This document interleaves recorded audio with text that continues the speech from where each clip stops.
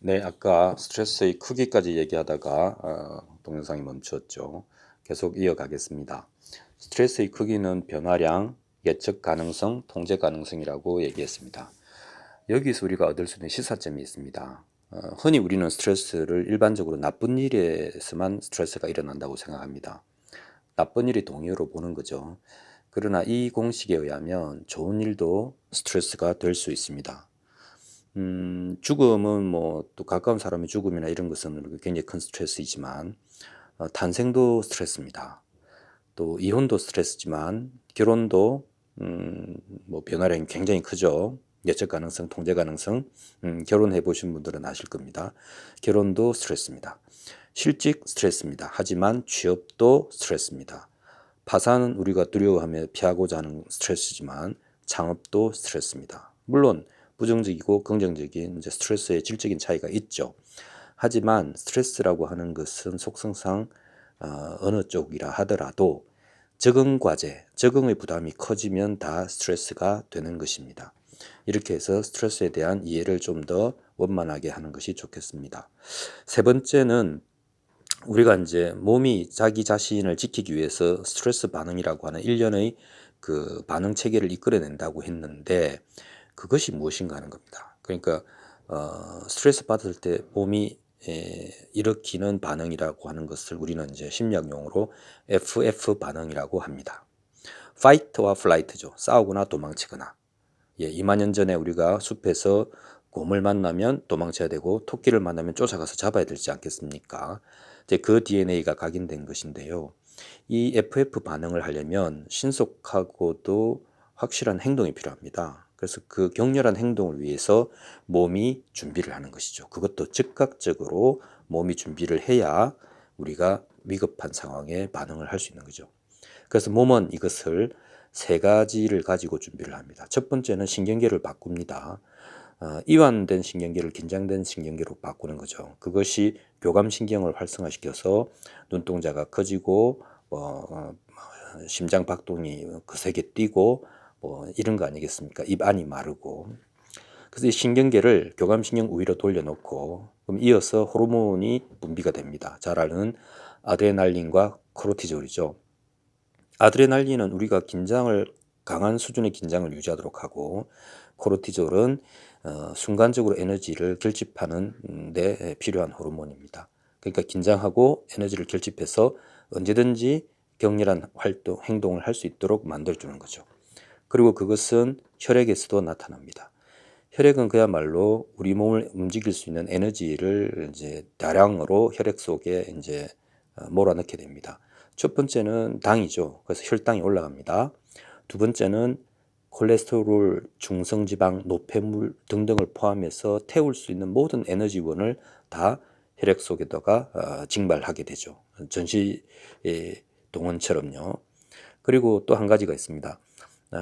격렬한 활동이나 싸움 같은 데서 이제 피가 날 수도 있고 상처를 입을 수도 있기 때문에 지혈작용을 하는 혈소판이 증가합니다. 근데 이 혈소판은 어디서 생겨나는 게 아니고 백혈구가 혈소판으로 바뀌는 겁니다. 즉 경찰을 징발해서 징집해서 의무붕으로 전선에 투입하는 것이죠. 이렇게 혈액 속이 온갖 것들로 가득 차게 되면 혈액은 당연히 끈적끈적해지겠죠. 그리고 이 혈액은 이렇게 만들어진 이 에너지원은 우선적으로 뇌와 근육에 공급되겠습니다. 당연히 그렇죠. 그 활동을 위한 에너지를 써야 되니까. 따라서 주로 소화기관 쪽에 해당하는 그 혈액의 공급은 줄어듭니다.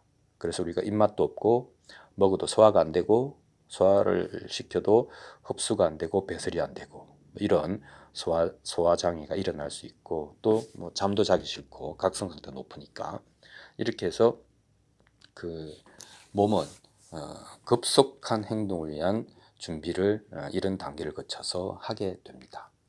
자, 이제 우리는 스트레스를 해소를 해야 되는데요.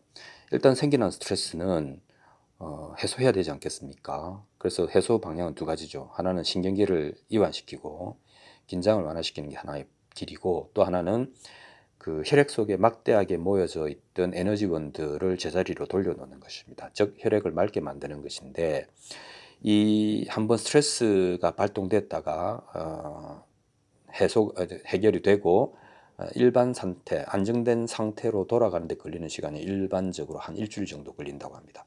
근데 우리는 뭐 그러면 스트레스가 오면 우리 번호표 나눠주면서 다음 주에 오세요 이럴 수는 없지 않습니까? 하루에도 7번씩 스트레스가 밀어닥치지 않으면 다행이죠. 그래서 스트레스 해소는 결국은 이렇게 생겨난 긴장과 모였던 에너지원을 어떻게 해결하느냐는 거죠. 뭐 동서고금을 막는 것가 가장 좋은 방법은 운동이었습니다. 이것은 뭐 스트레스 반응 자체가 에너지원을 잔뜩 모아 놓은 것이니까 이것을 태우는 거죠. 즉 운동으로 태우는 거죠. 2시간 정도의 격렬한 운동은 상당한 정도의 그 에너지원을 다 태울 수 있기 때문에 확실한 스트레스 해소 방법이 되겠습니다. 두 번째는 이제 긴장을 완화하는 것과 관련되어 있는 것인데요. 명상이 요즘 좀 각광받고 있죠. 그래서 이것은 그 명상이라고 하는 것이 긴장을 완화하고 차분하게 만들어 주는데 굉장히 도움이 되어서 요즘 뭐 명상 열풍이 불고 있는 것은 다 아실 겁니다. 그런데 이제 신경생리학적으로 보면은 운동과 명상 사이에 좀 어정쩡하지만 그러나 확실한 게 있습니다. 그러니까 타박타박 걷는다든지 왔다 갔다 한다든지 끔을 짝짝 씹는다든지 연필을 돌린다든지 하는 원투 하는 투비트 운동은 단순한 운동을 반복하는 거 아닙니까? 이렇게 하면서 신경은 저절로 이완될 수 있습니다. 누그러질 수가 있습니다. 그래서 이게 스트레스 해소법은 이제 운동과 명상이 이제 가장 대표적인 것이 되겠습니다. 물론 이것은 착한 해소법이 되겠죠. 그러면 착하지 않은 해소법도 있겠죠. 우리 잘 알고 있는 어디에 탐닉하는 거죠. 특히 이제 술이나 담배가 되겠습니다. 두 번째는 그 수준을 넘어서서 중독인데요. 이 중독은 좀 문제가 되는 것이 우리가 뭐 도박이 됐든 뭐가 됐든 이렇게 중독이 되면 이 중독은 역치가 올라갑니다. 역치라고 하는 것은 동일한 만족을 얻기 위해서 필요한 자극의 정도인데요. 이게 점점 커지는 겁니다. 그러니까 우리의 그 건강이 감당할 수 없는 정도의 그 몰입과 그 몸의 건강의 소모를 가져오게 됩니다. 그래서 중독까지 가면 안 되겠죠. 그래서 스트레스 해소는 착한 해소와 나쁜 해소가 있다라고 알아두시면 될 것 같습니다. 자, 스트레스에 대해서 우리가 어느 정도 알아봤는데 이제는 근본적으로 스트레스를 예방하거나 또 스트레스에서 회복하는 것에 대한 얘기를 함으로써 마무리를 하도록 하겠습니다. 스트레스를 해소한다는 것은 결국 이미 생겨난 것을 어쩌지 못하고 해결해야 된다는 것 아니겠습니까? 이거는 입구 관리는 아니죠. 근데 이제 스트레스를 어떻게 입구에서 관리할 것인가 하는 문제가 되겠습니다. 이것은 인식의 문제죠. 아까 스트레스의 그 정의에서 보면 스트레스라고 하는 것이 어떤 일이 나의 안전을 위협한다고 인식되면 몸이 그걸 반응한다고 했지 않습니까? 그러니까 인식이 문제가 되겠죠. 그래서 우리는 나의 인식 과정이 어떠한가에 대해서 나만의 독특한 인식 과정의 특징들에 대해서 알고 있어야 되는 겁니다. 이게 마음 공부입니다.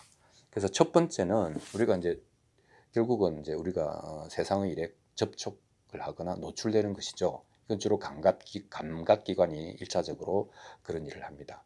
그래서 사실은 이런 감각기관을 단속해서 안 보고 안 들으면 되는 것이죠. 그래서 뭐 이것이 가장 이제 그 하드하지만 확실한 방법이기도 합니다. 그러나 이제 두 번째로 넘어가죠. 그러나 일단 접촉하고 노출하게 되면 우리는 느낍니다. 그러니까 느낀다는 게 뭐 차구나 따뜻하거나 이런 정도가 아니고 그래서 좋다 나쁘다라고 느낌에서 끝나지 않고 판단까지 가게 됩니다. 그래서 두 번째 이제 그 우리 인식 과정에서 스트레스를 막는 방법은 판단을 유보하는 겁니다. 그러니까 단정하지 않고 그렇구나 사실만 인식하는 겁니다. 물론 느낌적으로 보면 쉽지 않겠죠. 그래서 두 번째 관문은 이제 이것입니다. 세 번째 관문은 이제 가장 결정적인데 그리고 이제 우리